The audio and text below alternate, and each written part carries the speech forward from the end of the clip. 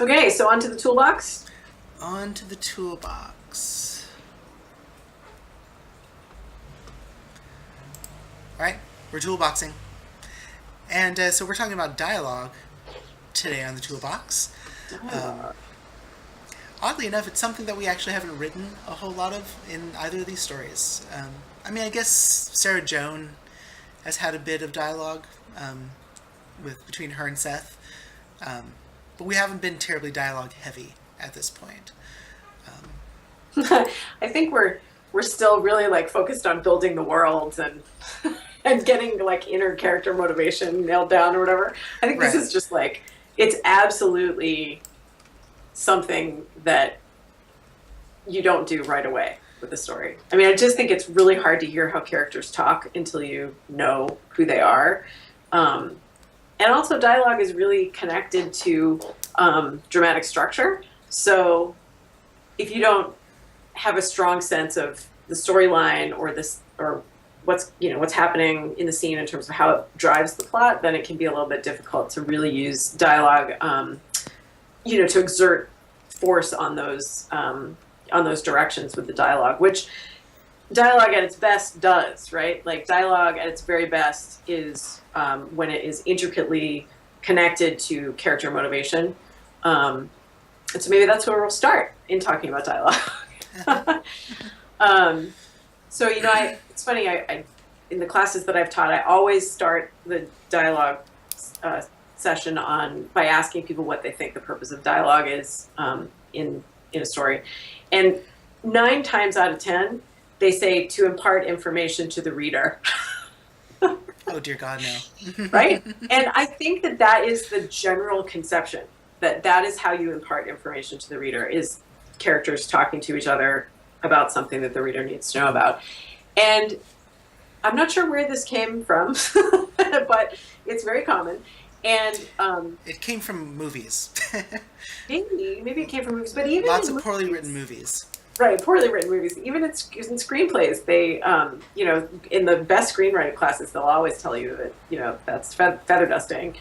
Um, so feather dusting as a concept is this idea that, back in the days of the play where there was like a maid, the plays would start out with like a maid, and the new maid would come in and they'd be dusting the parlor, and one maid, the older maid, would say to the new one, well, that's a nice family, but you have to watch out because Mr. Smith likes to get a little handsy, and and his obviously his wife is a drunk, and, she just like tells all this information Right. about the family, which is not for the maid to know necessarily. It's more to set up the story for the audience. Yes. So this is this kind of dialogue that telegraphs information to the reader, to the audience, has been nicknamed feather dusting. And so if you ever have an editor that writes feather dusting next to your dialogue, then you know that that's what she or he is talking about. So okay, so then people say, well, what is the purpose of dialogue? And my feeling is that the purpose of dialogue, first and foremost, is to increase the tension in the scene between the two characters. That is the absolute best use of dialogue. Mm-hmm. So think of it as one character who wants something, and another character who does not want to give them that something, right? So this is like, imagine like in a lot of scenes that is kind of the basis of the scene. So imagine dialogue working at cross purposes, right, with these things. And certain techniques can be used to convey that, and to further the tension, and to push the scene forward, and increase the conflict between the two people. One thing that can be done is to, if one character asks a question, the other person is not going to answer this question. And there are many ways to deflect the answer of that question. There could be, ask a question in return, or just change the subject, or whatever, right? Mm-hmm. So that's an example of dialogue that is in tension, that is in conflict, and that engages the reader because it's connected to the dramatic structure of the scene.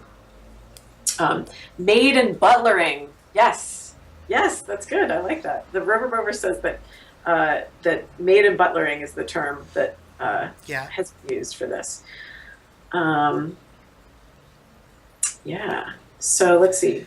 So, like, a very, very simple way of thinking about dialogue as a way of increasing tension, is that dialogue dialogue raises conflict, whereas action resolves conflict.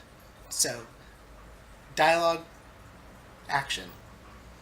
So you never resolve a conflict in your stories through dialogue, because that's really boring. That's two people with a mediator discussing, visitation terms in a room. Not particularly interesting. But you have them in a room with a mediator and they butt heads, and then later, they have a slap fight out in the hall. That's how you actually resolve the conflict. Right. Yeah. This sort of like, oh, okay, you're right, I agree. End scene. Yeah. It leaves everyone a little bit limp. Exactly. And then the other type is, expositional dialogue, which is a crutch. It's a crutch for a lot of people. And it's one that's important to kind of, get away from.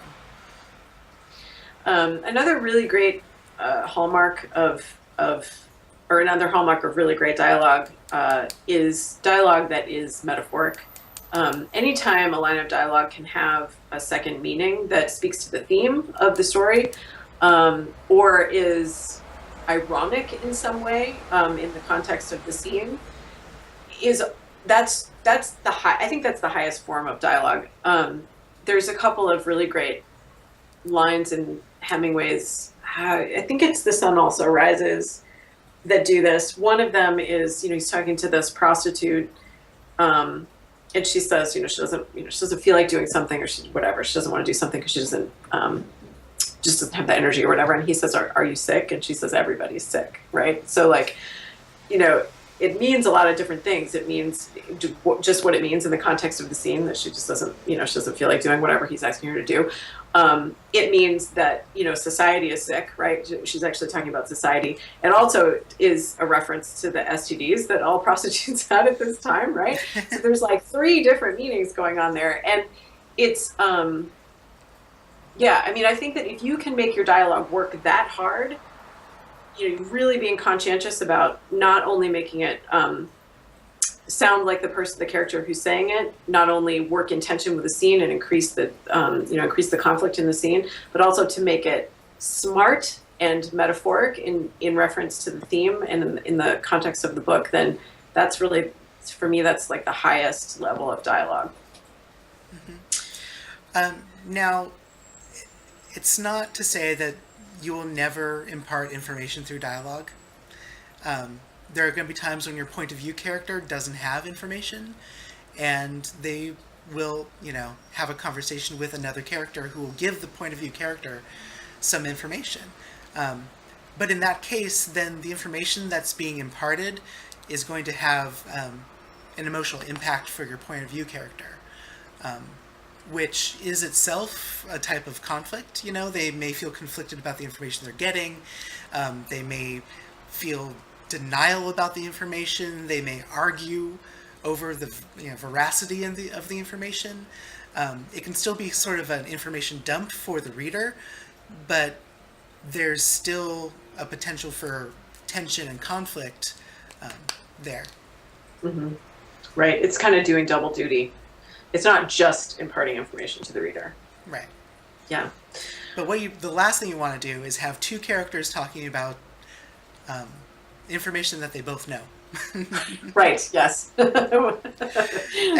while in reality 2 friends might get together and say, "Boy, remember the time we did such and such?" But you know what? That conversation is only interesting to those 2 people. Yes, exactly.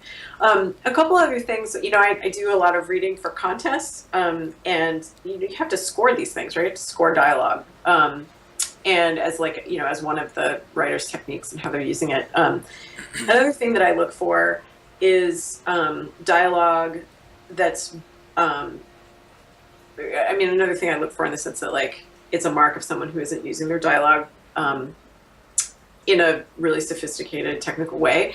Dialogue that's bloated with modifying words, like, well then, let's just go to the store, or well, I suppose if you've got, maybe we can, those kinds of things. Like, this is like, conversationally, we use those words, but when you find them in dialogue, they make everything feel really bloated, right? If you can just start slashing words out of dialogue and shoot for like a line of dialogue that's under 5 words long, it almost always becomes stronger. The exception to that is a person whose speech style, um, or emotional state necessitates those sort of filler words. In that case, you want to use it to distinguish that character as someone, maybe it's a ditzy, a ditzy person in your book or whatever is, uses these types of fillers, and you want to convey that to the reader. Or it's someone who's momentarily flummoxed and they don't know what to say, and so they're kind of stammering and stalling or whatever. Those times are legitimate reasons to use filler. But if you find that if all of your characters are doing it and they're doing it all the time, then this may just be something that you need to look at. Another thing that I see a lot is the use of character names in dialogue. Unless the character really needs to get the attention of the person, like they're facing in a different direction or whatever, there's no real reason to be using the person's name in dialogue. Right. And I see that a lot, and it has this kind of strange distancing effect. So, well, yeah. Kate, I agree with that. Well, Kat, I'm glad you do, Kat. It's just, I totally do agree with that sometimes, Yeah, and like, I was thinking that maybe, well, I don't know. Sometimes I was thinking it, sometimes I wasn't, or I don't think that. Sometimes I do. I don't know. But Kat, you're right, Kat. Kate, I totally agree with you. All right. Anyway, so enough of bloated dialogue. Yes. In the large ensemble conversations, difficult to. I think that a room full of people talking is one of the most difficult dialogue scenes to do, and it can be really difficult to convey who's speaking to whom, and who's hearing what. And so that's why it's important to get your taglines to work judiciously. Most of the time we don't need taglines, but in that circumstance, sometimes we do. If you can use a bit of grounding instead of a tagline, that's always more efficient and less bloating. So yeah, we didn't talk too much about taglines, but taglines are the he said, she said things that you see appended to the end of a dialogue. You mostly only need he said and she said, or he asked and he asked. If you're starting to use taglines like she effused, or he, I don't know, whatever, stammered or something, then it probably means you're not actually writing the lines of dialogue in a way that conveys the manner in which the dialogue was spoken. Right. And grounding is a great way to attribute dialogue without having to use a tagline. So it kind of does double duty. It gives you grounding in the setting, can convey the emotional state of the speaker, but doesn't take up space on the page like a tagline would. Right. Like, I'm gonna go down to the store, he said, scratching his balls, Right. Or rather, you can cut the he said and just said, Tim scratched his balls. Right, exactly. He bloviated. He bloviated. She ejaculated. Yes, exactly. That was always one of my favorite. Like, if you read a lot of like really poorly written sci-fi, your Piers Anthony's. Apologies to Piers Anthony if he's A, still alive, and B, watching. But like, he ejaculated would come up a lot in books like that. It was awful and messy. Well, exactly. He's so messy. Yeah. It's sloppy writing. Don't do it. So yeah, that's about all I have to say about dialogue, except I do have one more thing to say, but I have to do a quick, I have to scoot over to the bookshelf. Hold on. Okay. Okay, I'm going to fill time. To simply say that dialogue is a lot of fun. you don't want people to talk like